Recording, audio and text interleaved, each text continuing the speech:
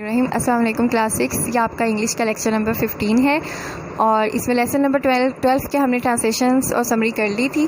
तो आपका चैप्टर है, इसका आज वर्ड मीनिंग करेंगे, सेंटेंसेस करेंगे और क्वेश्चन आंसर्स करेंगे। वर्ड मीनिंग्स जो है अराइवल आमद, किसी जगह पहुंचना, जर्नी सफ़र, डार्कनेस अंधेरा, टायर्ड थक गए, काइंडली मेहरबानी से, डिस्क्राइब बयान करना, रोज़ उठा, पुट अवे दूर रखना, लाउड बुलंद, बेसिन्स प्याले, पुट टू बेड बिस्तर पर लेटना, डार्कनेस तारीकी। अब हमारे पास ये क्वेश्चन इसके सेंटेंसेस है। Make sentences. First, journey, he went on a long journey.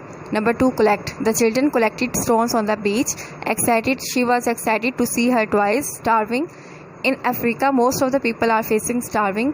Number 5, warm, in winter we wear warm clothes. अब हम इसके क्वेश्चन आंसर्स करेंगे। Answer these questions. Question number 1, what kind of morning was it was Jane left Gateshead? Answer है इसका, it was cold morning in January. Question number 2, was it light or dark when the coach stopped? Answer, when the coach stopped it was dark.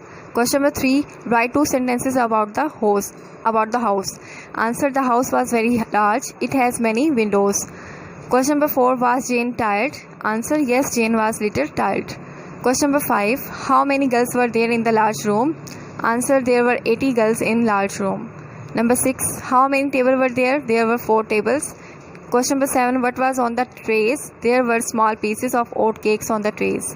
Question number 8, what did Jane sit on?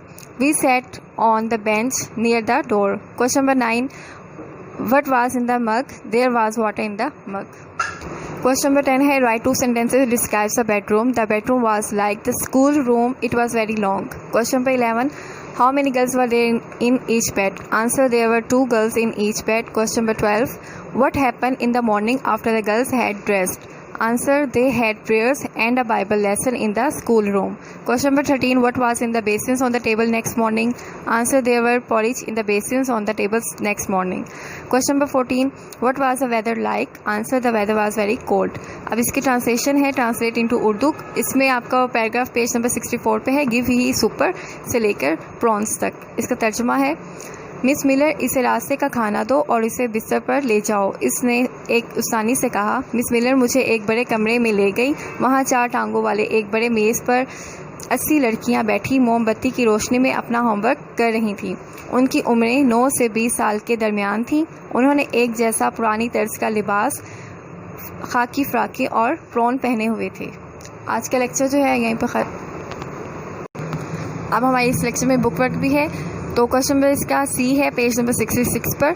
तो इसके जो answers हैं मैं read कर रही हूँ। First का है, make a journey. Second, puts her to bed, do our homework. Number 4, hand round.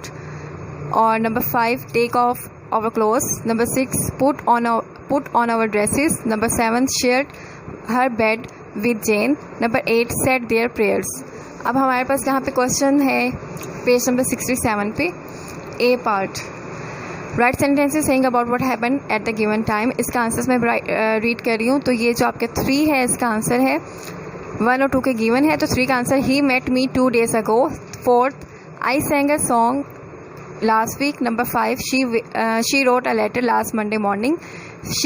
Next 6 का है, she went to Lahore day before yesterday। और ये मैंने पढ़ दिए हैं, ये आपके सामने नज़र आ रहा होगा आपको। तो इसे आप पढ़कर और इसे लिखें अपनी बुक पर, नीट हैंड राइटिंग में इसे फॉलो करें।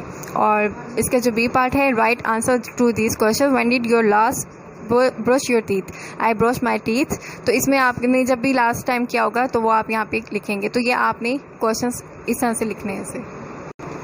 अब यहाँ पे 1 o'clock, इसमें आपने वर्ड्स में लिखना है 1 o'clock। तो इस तरह से एक रीड कर दिया, बाकी जो है ये आप इसको देखकर इसे अपनी बुक पे राइट करें। और आज का लेक्चर जो है हमारे यहीं पे ख़त्म होता है। टेक केयर, अल्लाह हाफिज़।